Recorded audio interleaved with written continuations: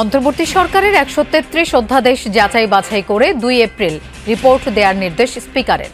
২৯ March পুনরায় বসবে সংসদ অধিবেশন।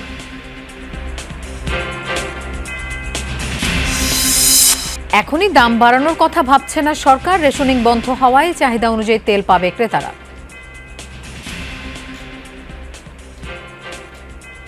জনগণের ঈদযাত্রা নির্বিঘ্নে পালন এবং বড় মৌসুমে কৃষকদের প্রয়োজনীয়তা বিবেচনায় জ্বালানি তেল বিতরণে রেশনিং সহ সব ধরনের বিধিনিষেধ তুলে নেওয়ার সিদ্ধান্ত গ্রহণ করা হয়েছে। উন্নত চিকিৎসার জন্য এয়ার অ্যাম্বুলেন্সে সিঙ্গাপুর নেওয়া হলো মির্জা আব্বাসকে। সাথে স্ত্রী ছেলে। দেশে 2 দফায় করা হয় অস্ত্রোপচার।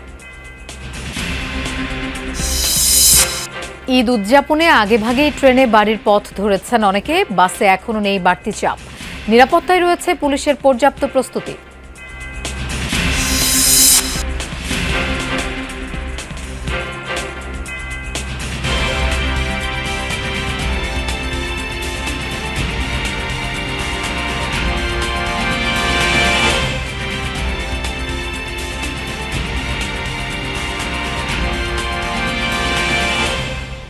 শুভেচ্ছা। আমন্ত্রণ যমুনা নিউজে আপনাদের সঙ্গে থাকছি আমি মৌসুমী আহমেদ লোপা। এতক্ষণ শিরোনাম দেখছিলেন। শেষ হলো ত্রয়োদশ জাতীয় সংসদের প্রথম অধিবেশনের দ্বিতীয় দিনের কার্যক্রম। প্রশ্নোত্তর, জরুরি গুরুত্বপূর্ণ বিষয়ের উপর আলোচনা সহ বেশ কিছু গুরুত্বপূর্ণ বিষয় উঠে আসে এই অধিবেশনে গেজেট প্রকাশের 30 কার্যদিবসের মধ্যে সংবিধান সংস্কার পরিষদের সভা আহ্বান না করায় ক্ষোভ প্রকাশ করেছেন জাতীয় সংসদের বিরোধী দলীয় নেতা ডাক্তার শফিকুর রহমান। ত্রয়োদশ জাতীয় সংসদের প্রথম অধিবেশনের দ্বিতীয় দিনে প্রশ্নোত্তর পর্ব শেষে তিনি গণভোটের রায় বাস্তবায়নের বিষয়েও সঠিক পরিকল্পনা জানতে চান। বিরোধী দলীয় নেতার প্রশ্নের উপর কয়েকটি পয়েন্ট অফ অর্ডারে উত্তর দেন স্বরাষ্ট্রমন্ত্রী সালাউদ্দিন আহমদ। তিনি বলেন, সংবিধানের ধারা ও সংবিধান পরিবর্তন করতে পারে এমন কোনো বিষয় অধ্যাদেশের মাধ্যমে আসতে পারে না। গণভোটের রায় বাস্তবায়ন করতে হলে আগে সংবিধান সংশোধন করতে হবে বলেও জানান তিনি। এদিকে অন্তর্বর্তী সরকারের সময়ে ১৩৩ অধ্যাদেশ নিয়ে সংসদে প্রস্তাব উত্থাপন করেন আইনমন্ত্রী। প্রস্তাবটি কণ্ঠভোটে জয়ী হওয়ায় ১৩৩টি অধ্যাদেশ যাচাই বাছাইয়ের জন্য বিশেষ কমিটিতে পাঠানো হয়।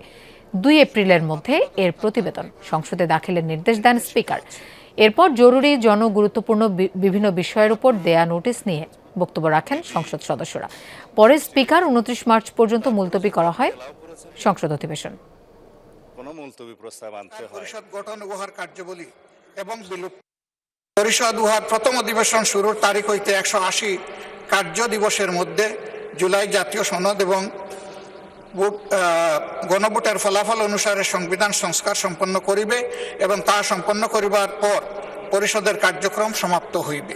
এই যে আর্টিকেল 72 অনুসারে সংবিধান সংস্কার পরিষদের যেখানে অস্তিত্ব না থাকায় প্রধানমন্ত্রীও সেটা পরামর্শ দিতে পারেন না রাষ্ট্রপতিকে, রাষ্ট্রপতিও সেই অধিবেশন আহ্বান করতে পারেন না, বিধায় সে করেননি।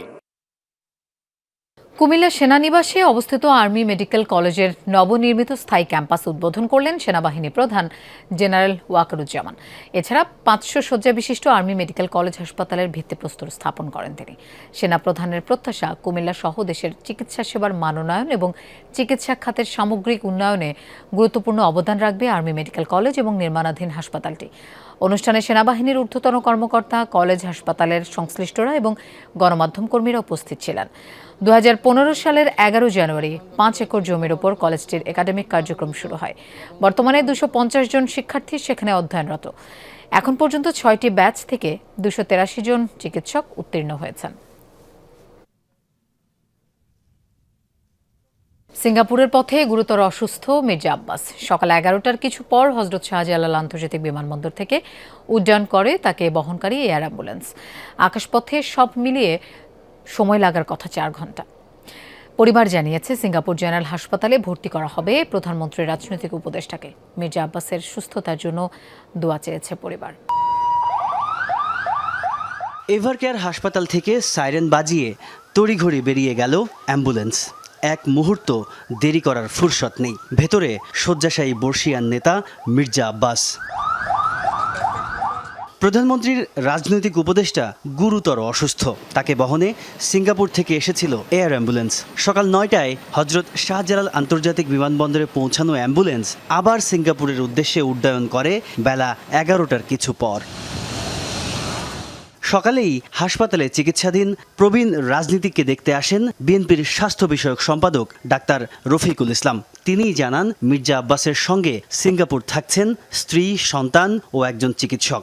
এই ধরনের পেশেন্টের ইনফেকশনের একটা সম্ভাবনা থাকে খুব বেশি, প্রন টু ইনফেকশনটাকে কন্ট্রোল করার জন্য এবং ইনফেকশনের উন্নত চিকিৎসার জন্যই তাকে আসলে বাইরে নেওয়ার ব্যাপারে বোর্ড সুপারিশ করেছে। মির্জা আব্বাসের অত্যাধুনিক চিকিৎসা নিশ্চিতে সর্বোচ্চ গুরুত্ব দিচ্ছে সরকার ও বিএনপি। তাঁর সুস্থতায় দেশবাসীর কাছে দোয়া চান দলটির স্বাস্থ্য বিষয়ক সম্পাদক। প্রধানমন্ত্রী তো এইসব ব্যাপারে খুবই আন্তরিক এবং তিনি জানার সাথে সাথেই তিনি অত্যন্ত ব্যস্ততা সত্ত্বেও তিনি এসেছেন এবং তার পরিবারে তার মির্জা আব্বাসকে দেখে গিয়েছেন এবং তার পরিবারের সদস্যদের সাথে কথা বলেছেন এবং দেশবাসীর কাছে দোয়া চেয়েছেন। গেল বুধবার ইফতারের সময় অসুস্থ হয়ে জ্ঞান হারালে হাসপাতালে ভর্তি করা হয় মির্জা আব্বাসকে। এরপর নিউরো বিশেষজ্ঞদের নিয়ে গঠিত মেডিকেল বোর্ডের তত্ত্বাবধানে চলছিল তার চিকিৎসা। দুদফা হয় অস্ত্রোপচারও। তাজনুর ইসলাম, যমুনা নিউজ, ঢাকা। জ্বালানি সরবরাহ স্বাভাবিকের পাশাপাশি সাশ্রয়ী ব্যবহার নিশ্চিত করতে কঠোর অবস্থানে যাচ্ছে সরকার। বন্ধ করা হয়েছে পেট্রোল পাম্পে সব ধরনের রেশনিং, অর্থাৎ চাহিদামতো তেল নিতে পারবেন গ্রাহকরা। আর মার্কেটে অপ্রয়োজনীয় লাইটিং বন্ধ না করলে সরকার কঠোর হচ্ছে বলেও জানিয়েছেন জ্বালানি প্রতিমন্ত্রী। তিনি আরও জানান, বৈশ্বিক সংকটের মধ্যেও জ্বালানি তেলের দাম বাড়ানোর কথা ভাবছে না সরকার। মধ্যপ্রাচ্যের পাশাপাশি তৃতীয় কোনো দেশের মাধ্যমে তেল আনার কথাও জানান অনিন্দ্য ইসলাম অমিত। পেট্রোল পাম্পগুলোতে এমন দীর্ঘ লাইন গত কয়েকদিনের স্বাভাবিক ঘটনা। ঘন্টার পর ঘন্টা লাইনে থেকে বাইকে 2 লিটার আর প্রাইভেট কারে মিলছিল 10 লিটার তেল। ঈদের 4-5 দিন আগে সেই সিদ্ধান্ত বাতিল করল সরকার। বলছে মূলত ঈদযাত্রা নির্বিঘ্ন করা আর জ্বালানি সরবরাহ আশানুরূপ হওয়াই এই সিদ্ধান্ত। ইতোমধ্যে কয়েকটি আমদানিকৃত তেলের জাহাজ চট্টগ্রাম বন্দরে পৌঁছেছে। এটি একটি কারণ, জনগণের ঈদযাত্রা নির্বিঘ্নে পাওয়ার কারণ এবং বড় মৌসুমের কৃষকদের প্রয়োজনীয়তা আরেকটি কারণ। এই 3টে বিষয়কে বিবেচনা করেই সরকারি সিদ্ধান্ত গ্রহণ। মন্ত্রণালয়ে প্রতিমন্ত্রী আরও জানান, যুদ্ধের কারণে জ্বালানির টালমাটাল বাজারের প্রভাব সামলাতে সম্ভাব্য সব চেষ্টা করছে সরকার। রাশিয়া সহ একাধিক উৎস থেকে জ্বালানি আমদানির আশাবাদের কথাও শোনান তিনি। এখানে আমরা 2টো বিকল্প, ক্রুড অয়েল অন্য কোনো দেশ থেকে রিফাইন্ড হয়ে এখানে আসবে, সেটাও হতে পারে। যদিও তাদের আরেকটি কোম্পানি আমাদেরকে বলবার চেষ্টা করেছে তারা যে ধরনের তেল সাপ্লাই দিবে সেটা আমাদের রিফাইনারি, সেটা রিফাইন্ড। আসছে বড় মৌসুম, ধানের উৎপাদন নিশ্চিত করতে সেচের জন্য বাড়বে বিদ্যুতের চাহিদা।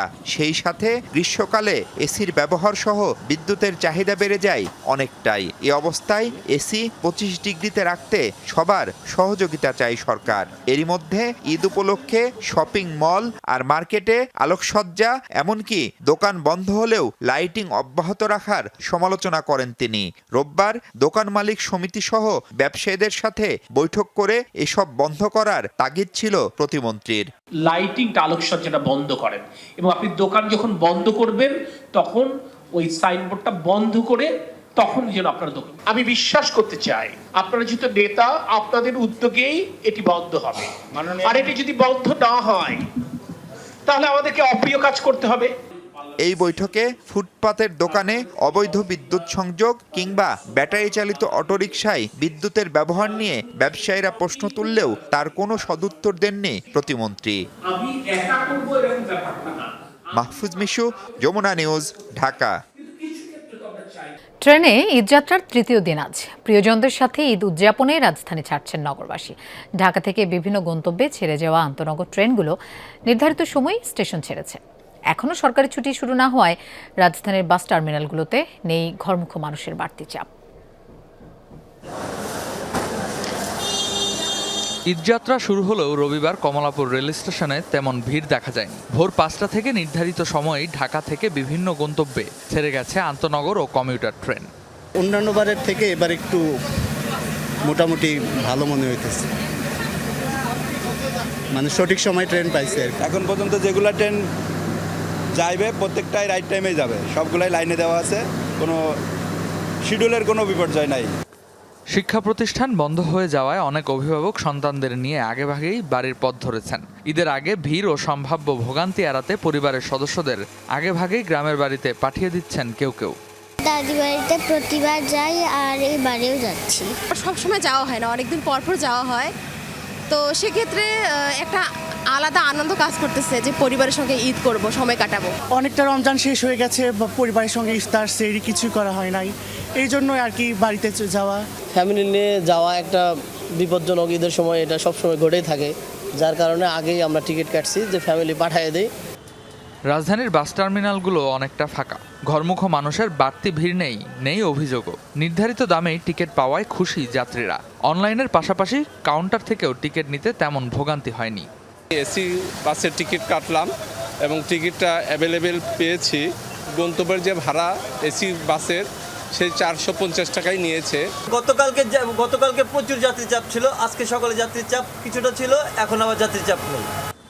পরিবহন সংশ্লিষ্টরা জানিয়েছেন ঈদের 3 দিন আগে থেকে চালু হবে বিশেষ বাস সার্ভিস। যাত্রী চাপ সামাল দিতে প্রস্তুত রাখা হয়েছে পর্যাপ্ত বাস। যাত্রীদের নিরাপত্তা নিশ্চিত করতে রেল স্টেশন ও বাস টার্মিনালে বাড়ানো হয়েছে আইনশৃঙ্খলা বাহিনীর নজরদারি। রেদওয়ান আহমেদ, যমুনা নিউজ, ঢাকা।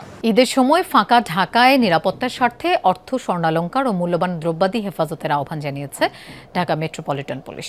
রাজধানীর মিন্টো রোডে হওয়া সংবাদ সম্মেলনে ডিএমপি কমিশনার বলেন, ঘরমুখো মানুষের যাত্রা নির্বিঘ্ন করতে এবং নিরাপত্তায় পর্যাপ্ত প্রস্তুতি নিয়েছে পুলিশ। অতিরিক্ত ভাড়া আদায় সহ বিভিন্ন অনিয়ম রুখতে মাঠে মোবাইল কোর্ট পরিচালিত হবে। 17 থেকে 23 মার্চ টানা এক সপ্তাহ পবিত্র ঈদ উল ফিতরের ছুটি। সে সময় রাজধানী ঢাকার নিরাপত্তা ও ঈদযাত্রা নির্বিঘ্ন করতে প্রয়োজনীয় দিক নির্দেশনা দিলেন ডিএমপি কমিশনার। সকালে মিন্টো রোডের মিডিয়া সেন্টারে করেন সংবাদ সম্মেলন। নগরবাসীর ঈদযাত্রা সুগম করা। এ সময় ডিএমপি কমিশনার বলেন, ঈদে বাস টার্মিনালগুলোয় নিরাপত্তা বৃদ্ধি করা হবে, পাশাপাশি বহাল থাকবে গোয়েন্দা পুলিশের বিশেষ নজরদারি। যানজট নিরসনে অতিরিক্ত ট্রাফিক পুলিশ মোতায়েন থাকবে বলেও জানান তিনি। বলেন, জনভোগান্তি নিরসন এবং নাগরিক সুবিধাকে সর্বোচ্চ গুরুত্ব দেওয়া হচ্ছে। লক্কর গাড়ি যেন রাস্তায় নামতে না পারে, সেজন্য ইতিমধ্যেই ডিএমপি ট্রাফিক বিভাগের সহায়তায় ডিএমপির জুডিশিয়ারি ম্যাজিস্ট্রেটগণের সমন্বয়ে মোবাইল কোর্ট পরিচালনা করা হচ্ছে। ছিনতাই, অজ্ঞান পার্টি, মলম পার্টি, পকেটমারদের তৎপরতা রোধে পর্যাপ্ত সংখ্যক অতিরিক্ত পুলিশ ছাড়াও থানা পুলিশ এবং ফাঁড়ি পুলিশও মোতায়েন আছে। ঈদের ছুটিতে ফাঁকা হয়ে যাওয়া রাজধানীর নিরাপত্তায় গোয়েন্দা পুলিশ মোতায়েন, গুরুত্বপূর্ণ স্থান ও আবাসিক এলাকাগুলোয় বিশেষ নজরদারি ব্যবস্থা, টহল এবং চেকপোস্ট বাড়ানোর কথাও জানান ডিএমপি কমিশনার। আপনাদের বাসা বা ফ্ল্যাটে ক্লোজ সার্কিট ক্যামেরা নতুন স্থাপন করার জন্য অনুরোধ করছি। যেগুলো পুরাতন আছে সেগুলোকে সচল করার ব্যবস্থা করতে হবে। নগদ অর্থ, স্বর্ণালংকার বা গুরুত্বপূর্ণ দলিলপত্রাদি অরক্ষিত অবস্থা রাখবেন না। এগুলা হেফাজতে আপনার আত্মীয় স্বজনের বাসায় রেখে যাবেন। নগদ অর্থ এবং স্বর্ণালংকার পরিবহনে ডিএমপির মানি এসকর্ট সার্ভিসের সহায়তা নেওয়ার আহ্বান জানানো হয়েছে। আমাদের ডিএমপি হতে নগদ অর্থ বা স্বর্ণালংকার পরিবহন করার জন্য মানি এসকর্ট ব্যবস্থা চালু হয়েছে। রাব্বি সিদ্দিকী, যমুনা নিউজ, ঢাকা। নিরাপদ ঈদযাত্রা নিশ্চিত করতে বিমানবন্দর, রেল স্টেশনে তল্লাশি চালিয়েছে পুলিশ। Counter terrorism and transnational crime সিটিটিসির বিশেষায়িত ইউনিট এই কার্যক্রম পরিচালনা করে। তল্লাশি কাজে ব্যবহৃত হয় পুলিশের ডগ স্কোয়াড। পুলিশ জানায়, যাত্রীদের নিরাপত্তা নিশ্চিত করতে এবং নাশকতা বা অপ্রীতিকর ঘটনা এড়াতেই মহড়া চলমান থাকবে। এ সময় অপরাধ এবং অপরাধীদের ব্যাপারে জিরো টলারেন্স নীতি গ্রহণের হুঁশিয়ারিও দেয়া হয়।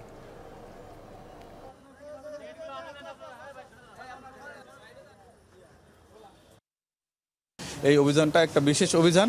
এটা ঈদ উপলক্ষে আমাদের যে মানুষের মাঝে সেন্স অফ সিকিউরিটি বাড়ানোর জন্য আমরা জনগণের নিরাপত্তা নিশ্চিত করার জন্য 24 ঘন্টা মাঠে আছি। আমাদের যতদিন প্রয়োজন হবে আমরা এটা মাঠে থাকব। সংবিধানে তত্ত্বাবধায়ক সরকার ব্যবস্থা ফিরিয়ে পূর্ণাঙ্গ রায় প্রকাশ করেছেন আপিল বিভাগ। বহুল আলোচিত এই মামলার পূর্ণাঙ্গ রায়ে বলা হয়েছে, সবশেষ অবসরপ্রাপ্ত প্রধান বিচারপতি হবেন তত্ত্বাবধায়ক সরকারের প্রধান। ৭৪ পৃষ্ঠার পূর্ণাঙ্গ রায়ে আপিল বিভাগ বলেন, চতুর্দশ নির্বাচন থেকেই এই ব্যবস্থা কার্যকর হবে। তবে বর্তমান সংসদ চাইলে এই ব্যবস্থার সংযোজন কিংবা বিয়োজন করতে পারবে বলে জানায় আইনজীবীরা। এই দিন বিএনপির আইনজীবী রুহুল কুদ্দুস কাজল বলেন, এই রায় কোনো দলের নয়, পুরো জাতির জন্য মাইলফলক। আগের প্রধান বিচারপতি এবিএম খায়রুল হক রাজনীতির ফায়দা লুটতেই তত্ত্বাবধায়ক বাতিল করেই দেশের গণতন্ত্র ধ্বংস করেছিল বলে জানায় আইনজীবীরা। এর আগে 2025 সালের 20 নভেম্বর তত্ত্বাবধায়ক ব্যবস্থা ফিরিয়ে রায় দেয় সাবেক প্রধান বিচারপতি সৈয়দ রেফাত আহমেদের নেতৃত্বে 7 সদস্যের পূর্ণাঙ্গ আপিল বেঞ্চ।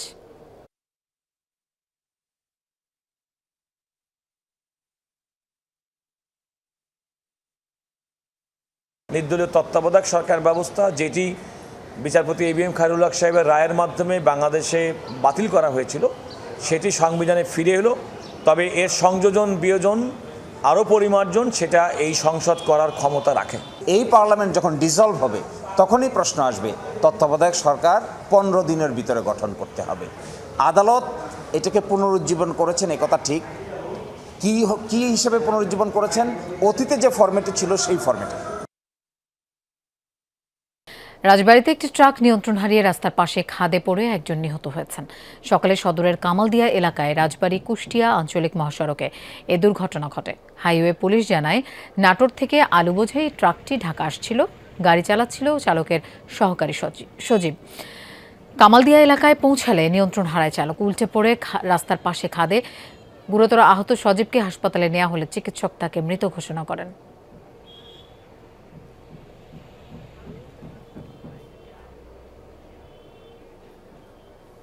দর্শক, এই ছিল যমুনা নিউজে। আর এতক্ষণ সাথে থাকার জন্য ধন্যবাদ সবাইকে।